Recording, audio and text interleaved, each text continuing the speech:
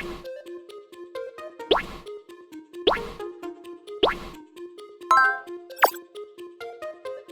it was a pretty busy week in crypto. Besides the fact that tons of people were arrested for SIM swapping and stealing millions of dollars in cryptocurrency, seems like Nike is getting into the crypto game with their trademark of the phrase crypto kicks.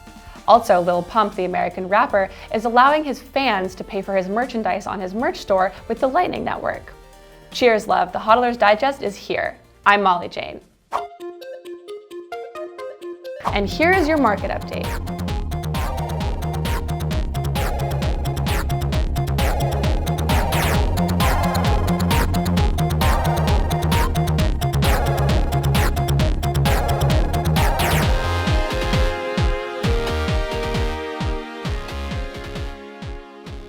Should I mine crypto with a diamond pickaxe?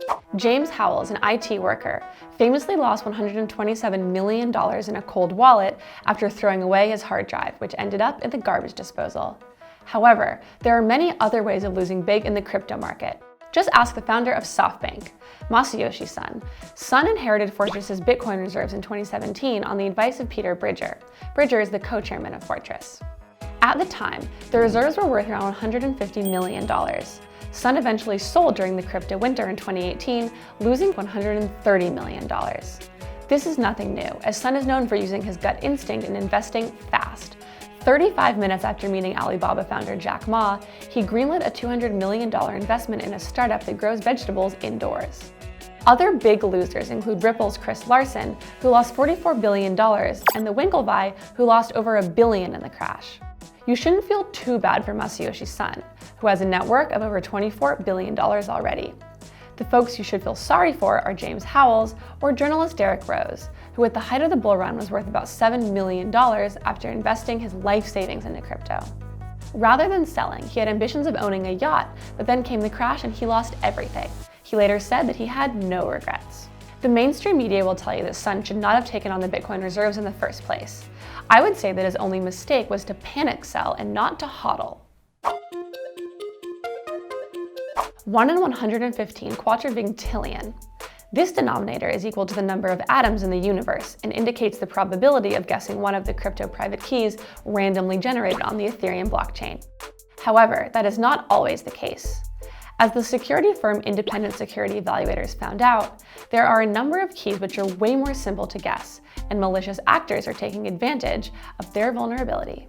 By scanning 34 billion crypto addresses, a tiny fraction of the Ethereum network, the researchers discovered 732 of these easily guessable private keys, whose vulnerability is largely due to faulty codes and faulty random number generators.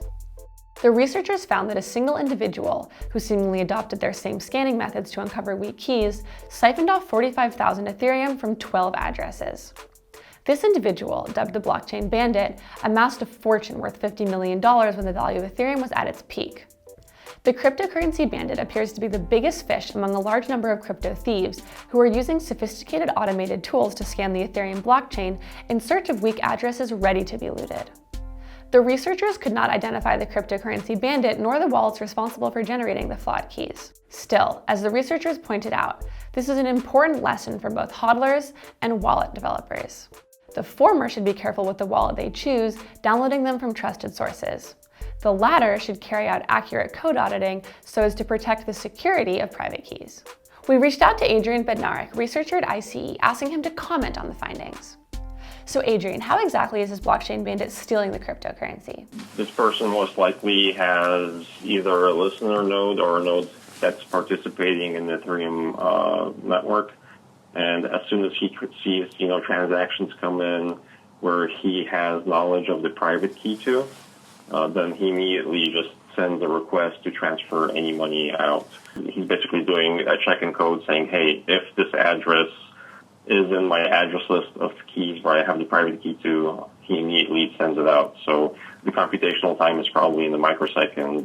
I see. All right, I get it. So your report takes into account a tiny fraction of the existing private keys on the Ethereum blockchain. Are you planning then to continue your research, or are you done here? Like, it took an entire day to scan 32 billion keys. As we go forward, yes, we will continue looking at blockchains, and we will improve our scanning method. We will move our scanning method to use GPUs where we'll be able to scan 32 billion keys, within a matter of seconds. We will expand with more efficient scanning, and then we'll expand to Bitcoin, Ethereum, and other popular blockchains. Korean tech giant Samsung is developing its own blockchain platform and is also considering the launch of a native crypto token. At least, that is what a person familiar with Samsung's internal situation told media outlet Coindesk Korea. Samsung's cryptocurrency division is allegedly working on a digital currency built on the Ethereum blockchain. The project is still at an experimental stage. According to the source, the direction of the coin still has to be decided, but it will allegedly incorporate elements of both private and public blockchains. Samsung has not confirmed this information, but the interest of the company in crypto is evident. Just take a look at its recent €2.3 million investment into crypto custody and hardware startup Ledger.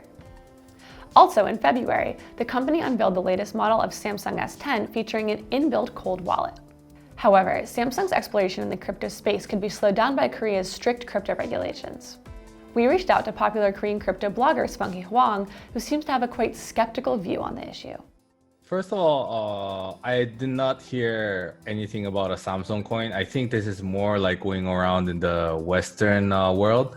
But being a Korean, in Korea, we're not aware of a Samsung coin in any way. I believe it is a rumor because big companies like Samsung, they're heavily watched by the government, and the government does not like cryptocurrency in Korea. They're not like making it illegal or anything, but they're putting a lot of pressure into known institutions to not really get involved. So they're getting involved through third parties. They never really use their own brand to represent them. They never really get involved. If Samsung ever does make an approach to crypto, it's gonna be done to make a real use case. So not just like speculation and hype and pumping and dumping and stuff like that. They have too much to lose. Like let's say Samsung, even they work on like a $20-30 million market cap cryptocurrency that's out there in the market or something like that, right? They have nothing to gain from that. $20-30 million, even 100, it's nothing to them. They're such a big company. And by doing that, they're just gonna alert the government. They have too much to lose by doing that. So if they ever get into crypto, it's gonna be for a real use case, which is the cryptocurrency and the blockchain technology that they're implementing into one of their platforms. It has to make it better than what it is already now. It will be the only reason. And now let's check out some more serious news from our host, Maxwell. In other news, this week, the gullible among us were even closer than ever to finding out the real identity of Satoshi Nakamoto. John McAfee claimed to know the true identity of Satoshi. He said, "Finding Satoshi was a piece of cake for me. Because one look at McAfee and anyone would think Sherlock Holmes." Apparently, the alleged millionaire, murderer, and rapist later claimed to consult his lawyers, who said that revealing Nakamoto's identity might complicate his case against being extradited to the US. He also mentioned Satoshi wasn't happy about his intentions to out him. But he gave some clues. 1, Satoshi lives in the US, and 2, he is not Craig Wright. So that really narrows it down. Who else lives in the US and is not Craig Wright? Let us know in the comments. He said, no time for nonsense, because time is very precious for John. It's not long now before the antivirus guru eats his own. But how does McAfee know the identity of the father of Bitcoin? Well, we don't know, but probably he doesn't. And we are all just pawns in his grand game of craven self-promotion. After all, he is John McAfee. Boring. Oh, this is something interesting. Lil Pump. Remember this or wish you didn't? Gucci gang, Gucci gang, Gucci gang, Gucci gang, Gucci gang, Gucci gang, Gucci gang. If you can understand him, maybe you heard that Lil Pump started accepting Bitcoin for his online merch. Hey, who else is that insane to use Bitcoin to pay for merch? Cointelegraph. Check out our store. The link is in the description below. Now, back to Molly. When you wish upon a star, you can get the deal that you desire. Disney, the purveyor of dreams for Star Wars and Frozen fans alike, is on a short list of one, apparently, for a 98.6% stake in Nexon, the #2 online games publisher in the world. Should the $13.2 billion deal go through, Disney would also have a hand in the crypto world via NXC, which owns 47% of Nexon. NXC's investment structure bought Bitstamp, the world's oldest crypto exchange, for $400 million, and also has a controlling stake in Corbit. Given that Disney's only foray into crypto was Dragon Chain, an ill-fated ICO in 2017, it is unclear whether Disney will hold on to its crypto portfolio or Let it go, let it go. If you saw the line for the latest new Star Wars, which Disney produces, you know that they make a good product. And this is why the chairman of NXT Corporation, who is so willing to sell his 98.6% stake back in 2015, said this: "What I envy the most about Disney is that they do not force kids out of money. Consumers gladly pay Disney. Nexon has a long way to go. Some people hate Nexon to death." If Disney did keep their crypto portfolio and let Bitstamp show them the world, it might be a wise decision. Last week, Bitstamp gained the rarefied honor of a bit license in order to operate out of New York. If Disney made a crypto franchise, what would it be called? Beauty and the Bitcoin? Snow White and the 7 altcoins? Comment below. And as always, remember to like, subscribe, and hodl. Cointelegraph. Like, subscribe, and hodl.